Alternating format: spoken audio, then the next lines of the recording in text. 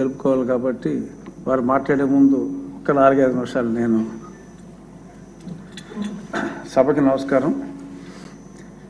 ఈరోజు ఈ సభలో నేను ఇలా కూర్చోగలిగి మాట్లాడటానికి ముఖ్య కారకులైన గౌరవనీయులైన ముఖ్యమంత్రి వర్యులు నారా చంద్రబాబు నాయుడు గారికి, అలాగే జనసేనాని పవన్ కళ్యాణ్ గారికి, రాజు గారు కోప్పడతారు, మనస్ఫూర్తిగా మీరు చెప్పకపోయినా చెప్పేవాడిని, ప్రధాని నరేంద్ర మోడీ గారికి, భారతీయ జనతా పార్టీకి, అలాగే నాకెంతో సహకరించిన శాసనసభ్యులకు,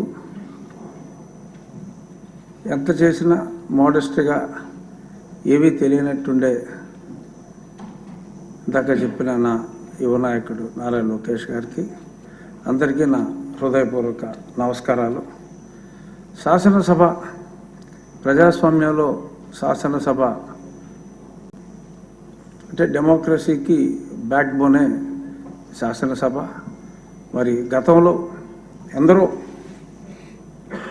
టంగుటూరి ప్రకాశం పంతులు గారు, వావిలాల గోపాలకృష్ణ గారు, తరిబెల్లి నాగిరెడ్డి గారు, పుచ్చలపల్లి సుందరయ్య గారు, ఎందరో నీలం సంజీవ్ రెడ్డి గారు, టీవీజీ రాజు గారు, ఎందరో మహానుభావులు ఎన్నో చట్టాలు చేసిన సభ.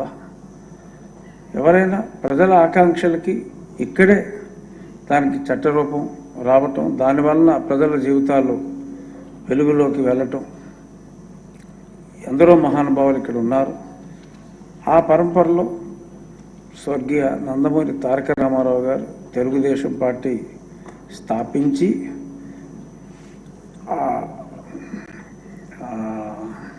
సంక్షేమం అనే దాన్ని ఒక కొత్త ఒరవడి సృష్టించి భారతదేశంలో మొట్టమొదటిసారిగా సంక్షేమం యొక్క విలువ, సమాజమే దేవాలయం, ప్రజలే దేవుళ్ళు అని ఊరికనే స్లోగన్తో కాకుండా పరిపూర్ణంగా ఆయన విశ్వసించి మరి గొప్ప సంస్కరణలు చేపట్టి ప్రజామోదంతో, సభ్యుల ఆమోదంతో మరి ప్రజల జీవితాల్లో వెలుగు నింపింది ఈ సభ.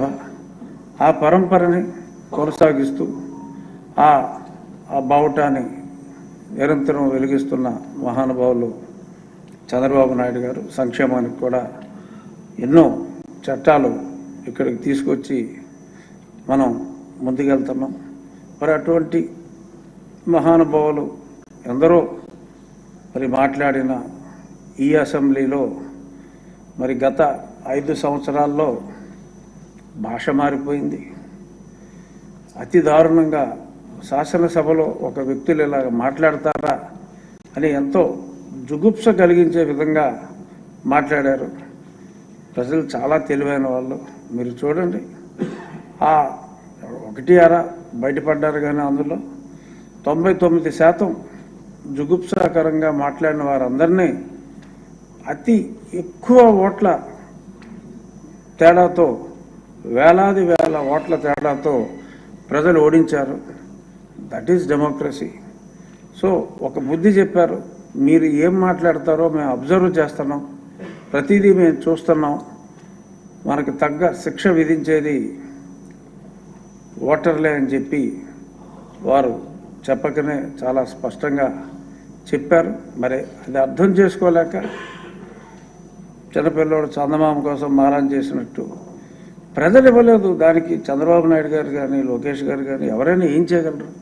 ప్రజలు వారికి ప్రతిపక్ష హోదా ఇవ్వలేదు. ఇవ్వని హోదా గురించి ప్రజలను ఏమన్నా అంటే ప్రజలను అనుకోండి, కానీ మరి చట్టాలో లేని దాని గురించి మారాన్ చేయటం అనేది ప్రతిపక్ష పార్టీకి భావ్యం కాదు. మరి ఈరోజు ఆ పార్టీ ముఖ్య కార్యదర్శి విజయసాయి రెడ్డి గారు చక్కటి ట్వీట్ కూడా ఇచ్చారు నన్ను అభినందిస్తూ. మరి సభ సజావుగా జరిగే విధంగా మీరు గతాన్ని గుర్తుపెట్టుకోకుండా చాలా బాగా నడిపిస్తారని చెప్పి it's a very positive statement. మరి అలాగే ఈ చందమామ మారాలు మానేసి దాకా మా అచ్చెన్నాయుడు గారు కోరుకున్నట్టు ఒక్కరోజు కాదు ఒక్కరోజు కాదు ఎక్కువ రోజులు ఇక్కడికి రావాలని నేను కూడా మనస్ఫూర్తిగా కోరుకుంటున్నాను. నాకు మైక్ ఇవ్వట్లేదు అంటే ఒకసారి వచ్చి చూస్తే కదా తెలిసి ఇది మైక్ ఇస్తున్నారో లేదో. రాకుండానే నాకు మైక్ ఇవ్వట్లేదు అంటే డెఫినెట్గా 11 మంది సభ్యులు ఉన్నారు కాబట్టి వారికి ఉన్న సమయం డెఫినెట్గా వారికి ఇవ్వటం జరుగుతుంది. ఇంట్లోనే సెట్టింగ్ వేసుకుని మాట్లాడటం కరెక్ట్ కాదు. ఇంత వైభవంగా అసెంబ్లీ హాల్ ఉన్నప్పుడు వారి ఇక్కడికి వచ్చి తప్పనిసరిగా కుసంస్కారులు కాదు, మా గౌరవనీయులైన ముఖ్యమంత్రి వర్యులు ఇటువంటి చెత్త భాషని ప్రోత్సహించే వ్యక్తి కాదు, అగౌరవపరిచే వ్యక్తి కూడా కాదు. కాబట్టి నేను గతంలో కూడా శాసనసభ్యుడిగా ఉన్నప్పుడు తోటి శాసనసభ్యుడిగా అసెంబ్లీలో వారికి తెలియజేయడం కూడా జరిగింది, మీరు రండి అసెంబ్లీకి కంపల్సరీగా అని. ఇప్పుడు ఉపసభాపతిగా కూడా అత్యున్నత విలువలు పాటిస్తూ